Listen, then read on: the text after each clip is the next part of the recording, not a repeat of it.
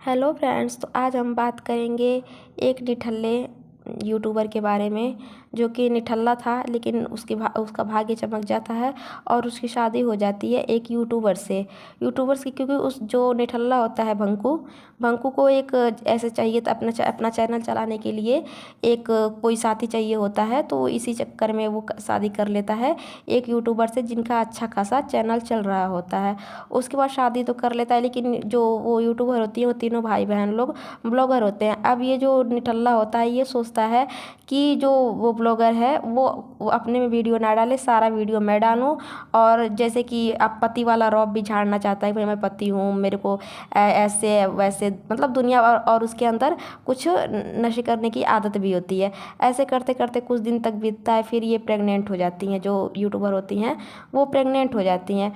उसके कुछ दिनों बाद एक प्यारा सा बेटा होता है उनका।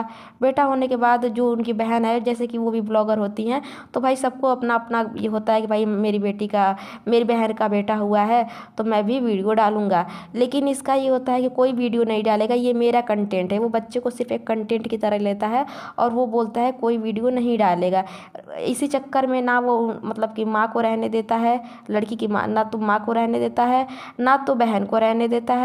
और ऐसे ही करके जब वो आते हैं उन दोनों को, जैसे माँ बहन को 1-2 दिन में जाने के लिए बोल देता है कि नहीं आप लोग यहाँ नहीं रहोगे, और वहाँ से जाने के लिए बोल देता है। फिर वहाँ वो जाते हैं, लड़ाइयाँ बढ़ती जाती है क्योंकि ये जो लड़का होता है इसको सिर्फ चैनल की भूख होती है, उसको सिर्फ चैनल से लेना देना होता है, बाकी किसी चीज़ से लेना देना नहीं होता। वो फिर अपनी बहन का भी एक चैनल बनाना चाहता है, माँ का भी चैनल बना देता है। पूरा ये सोचता है कि पूरा जो उसकी फैमिली है वो बस जैसे कि यूट्यूब के भरोसे ही रहे, बाकी निठल्ला तो था ये कुछ कमा तो रहा नहीं था। ऐसे करते करते कुछ दिन बीतते हैं। ये लड़की मतलब बहुत दिनों तक झेलती है इस निठल्ले के साथ, जैसे कि इसकी आदतें भी खराब होती हैं। और इसका पहले से अफेयर होता है जो कि अपनी वाइफ को उस अफेयर के बारे में नहीं बताता। और ऐसे ही करके कुछ दिन बीतते हैं। जब लड़की को नहीं सहा जाता, भाई कितना दिन तक कोई सहेगा, ये अपने बेटे को लेके यहाँ आ जाती है, अपने मायके आ जाती है। मायके आने के बाद बहुत दिनों बाद, जैसे कि ये लड़का होता है तो बोलता है कि तुम आ जाओ आ जाओ, ऐसे बोलता है आने के लिए। तो लड़की बस गुस्सा होती है, उसके अंदर रहता है कि भाई नहीं जाना है, क्या ही जाऊंगी मैं, ये सब करके वो नहीं जाती है। लेकिन कुछ दिनों बाद लगता है कि भाई चलो चलते हैं।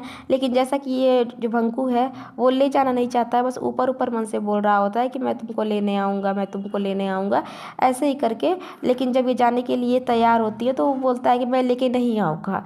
जब तुझे लेके नहीं आना था तो पहले क्यों बोलता था कि मैं लेके आऊँगा लेके आऊँगा।